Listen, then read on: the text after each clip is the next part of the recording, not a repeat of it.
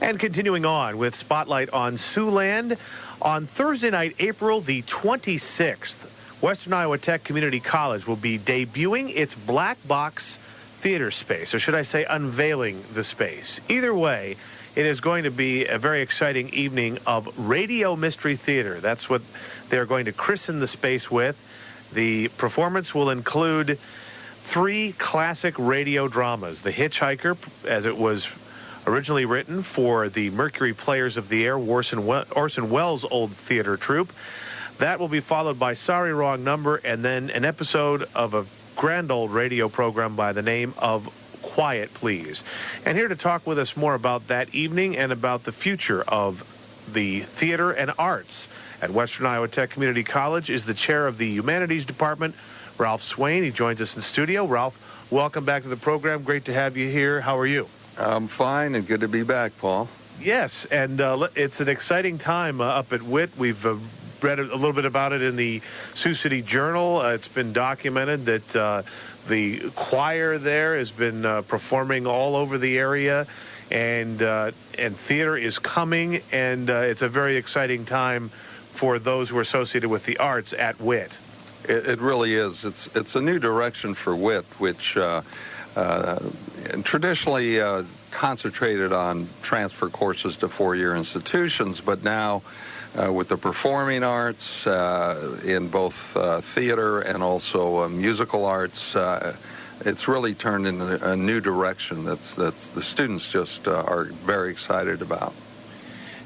What does this do to the image of WIT? Is it something that folks should take into consideration, that WIT, which has been associated for so many years with the idea of, and it's in the name, a technical college, that in fact it is broadening, and is it reinventing itself, or is this something that merely augments what is already in place? I think it simply augments what's already in place. Tech will never disappear at Western Iowa Tech because those programs are so important and so much in demand. But what we're seeing is that there are activities which students traditionally did not have opportunity to participate in, now being able to do this at Western Iowa Tech because so many kids in high school participate in music, and so many kids in high school participate in the performing arts, and they can continue that. If they wish to major, then they can do it, and if they just want to do it for fun because they enjoyed it so much at the high school level, they can do that too at Western Iowa Tech. Talking with Ralph Swain, he's the chair of the Humanities Department at WIT, and let's talk about the evening that's going to kick everything off, the evening of radio drama, which will be taking place on Thursday night, April the 26th. Tickets, as of now, are still available for the event, which will be at 7:30 that night, or at least that's when the performance starts, but there will also be a dinner preceding that. Tell me a little bit about the particulars. Well, there is limited seating, and we've already sold 2/3 of the tickets, so anyone interested should contact the Western Iowa Tech bookstore and purchase those. We cannot reserve them, but you need to go in and either pay cash or check. There's an outlet in Sioux City also, if it's out of the way to come up to WIT, and that is Permanent Solutions over there in the kind of kitty corner from Peavy Park there, over in Morningside and Transit Avenue. And Permanent Solutions is selling tickets also. Tickets are $5 for the show, which starts at 7:30. But if you want a dinner before that, we're having a great lasagna dinner with all the trimmings and dessert beginning at 6 o'clock. And that includes the show for $15. And there's tickets available for that also.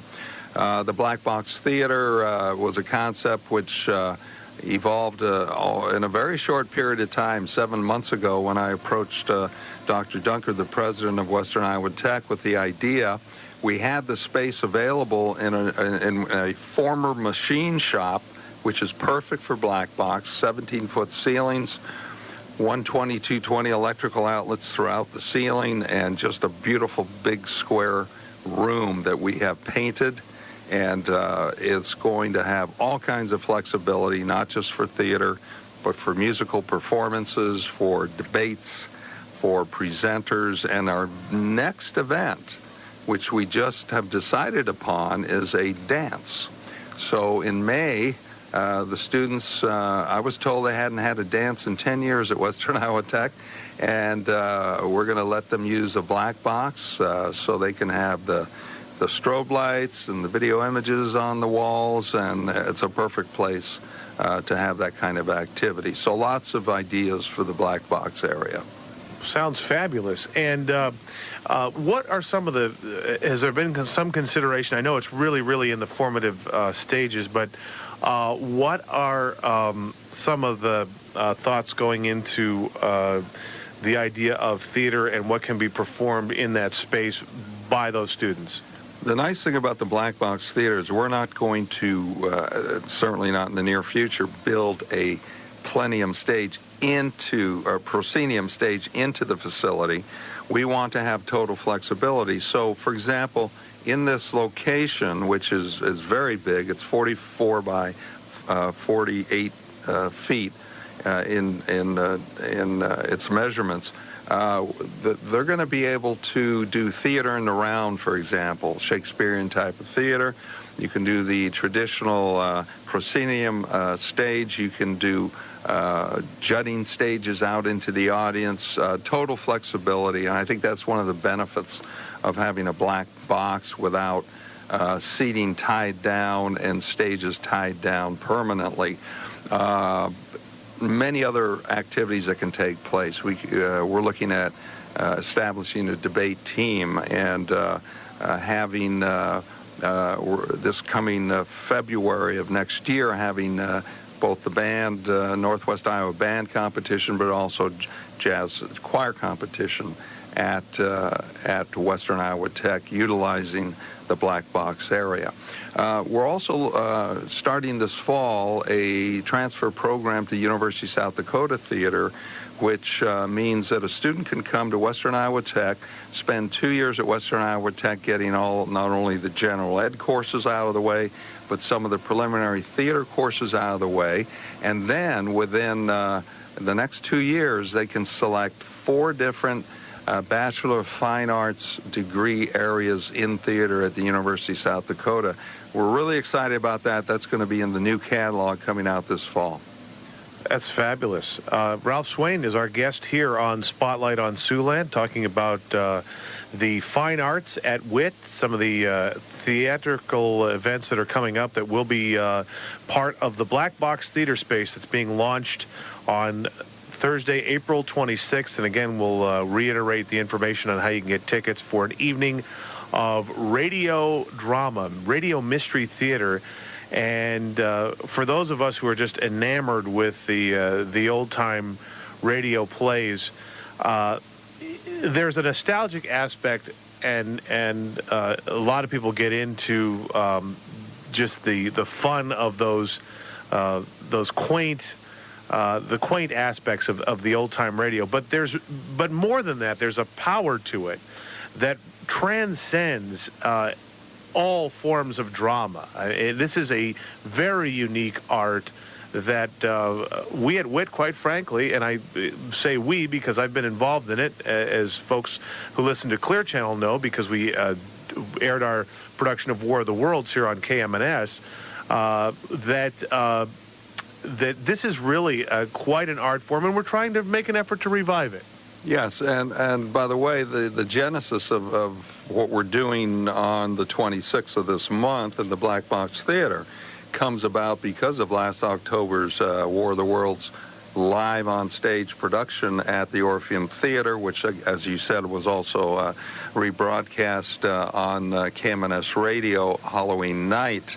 And we're looking at that's really the reason, because of the good response we had last October from the audience of nearly 500 people that were there in attendance, and the emails that were coming into the Orpheum Theater, congratulatory emails, people saying we would love to see more of this, that we felt it was appropriate that the Black Box Theater premiere be an evening of radio mysteries. And by the way, I think the listeners will be interested that in addition to these 3 plays, these radio plays, we are going to intersperse them with actual radio jingle commercials done live on stage, the same commercials that were done back in the late 40s and 50s, and members of the WIT choir are going to perform those. So it's going to take you back a little bit, but it's also going to, I think, be an eye-opening experience. I had a chance to play the hitchhiker for one of my classes, and the kids were so, and these are young people. I say kids because, you know, I'm not a kid anymore, so anybody that's younger than me seems like one, certainly anybody that's college-aged. And, you know, I was raised on this stuff because my parents are old enough to remember when these shows were on the radio, and they knew I was interested in radio, so as a kid they'd buy these records for me growing up.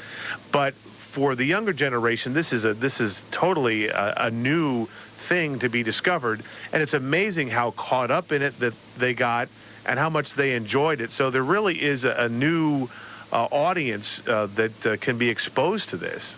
Yes, and you know, I am old enough to remember back living in New Jersey, and I wasn't going to mention that, Ralph, but no, and I remember my brother and I would Sunday nights would go down to the basement, turn on the radio, turn the lights off, and try to scare ourselves listening to Lights Out and The Shadow and all these mystery programs that were on the radio in those days. And of course, we didn't have television then.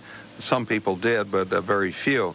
And so that was the entertainment, and it was fascinating to hear the sound effects and the music beds underneath, and they could really, it's no wonder they called it theater of the mind, because you could really be transported away into those exotic settings and exotic locations throughout the world just by sound. And that's what we hope to do Thursday night on the 26th. Yes, and we're going to reiterate those facts and figures for you on how to get tickets and all of that. And there's a larger entity and with regard to this, and perhaps you could talk a little bit about that. Well, a number of us have formed an organization called Great Plains Radio Theater, and it is a nonprofit, recently formulated nonprofit organization through the state of Iowa. And we do have beginning website being set up, and basically the officers are myself as president, and yourself, Paul Guggenheimer, as vice president. Russ Gifford is the secretary, and Tom Jones is treasurer of the organization. And our purpose is to educate people about early radio dramatizations and also perform those, and hopefully we will go out into the countryside, into rural areas as well, and be able to perform radio theater, and I think people of all ages will really enjoy that. Oh, absolutely, and we're looking forward to delving back into it again on the 26th of April, and this is the start of something big, and it's sort of interesting. We talked about how the War of the Worlds production that was done by WIT got people interested and sort of opened a lot of people's eyes to the fact that people do want to see this kind of entertainment or hear more of this kind of entertainment. And part of the entertainment is to see it as it is performed. And a lot of these old shows were done before live audiences. So there is a theatrical element to it. It's not just what you hear, but it's the idea that watching it done is part of the fun. Yes, and in those days, of course, they didn't have audio tape. They did have some early transcriptions, but they didn't have the benefit of audio tape where they could have digitally produced sound effects. So that most of the sound effects were done on mic with hand-operated instruments and other devices. And on the 26th of April, we are going to have a table set up on the stage that will have some acoustical, hand-driven sound effects, which I think the audience will enjoy seeing. Majority of the sound effects and the music beds, of course, will be digitized, but we thought it would really be neat to have some of these hand-operated acoustical sound effects on stage. So that's something else to look forward to. And before we get done here, and we've got a couple of minutes left, I just wanted to, it was a year ago that WIT did a murder mystery dinner theater stage production. It was done in a room which really wasn't built for theater, but the students did a great job with it. And so now the space is here. And what was the philosophy behind developing this particular space, just in terms of having black box theater space, and because this is just all cropped up in the last year? Well, one of the nice things about being connected to Western Iowa Tech, and I've worked for decades in higher education, but is how fast an institution like Western Iowa Tech can turn around and get something new accomplished if you reach the right people. And of course, Dr. Dunker was very supportive of the idea, and it's going to happen. It's only been 7 months from the very beginning of the germ of the idea that I planted during the meeting with him, and boom, we're going to have our first premiere. And so this space is perfect for it. It has all the electrical outlets already in there. It has the huge 17-foot ceilings. I'm told by the faculty at USD Theater that it's 50% larger than the Black Box Theater up at University of South Dakota. They were very impressed with the space and have been very supportive of us. So it's just perfect. It's a perfect location. We didn't have to raise $10 million to build a new facility. We're maximizing and leveraging our assets. So folks will get to see this space on April the 26th. And again, where do they call? How do they get tickets? So how should they plan their evening? Yeah, they should visit the bookstore at Western Iowa Tech off the cafeteria there and pick up their tickets. We're not really set up to take reservations. So they need to do that, or they can go to Permanent Solutions over in Morningside. I'm sorry, I don't have the address in front of me, but Gail Ford, who is the sole proprietor of that business, is selling those tickets. Fabulous. And we'll look forward to an evening of radio drama, mystery theater, the radio variety, on April 26th at WIT. Ralph Swain, thanks for taking the time to join us. Great to be here. I'm Paul Guggenheimer. Thanks for listening. We'll see you next week.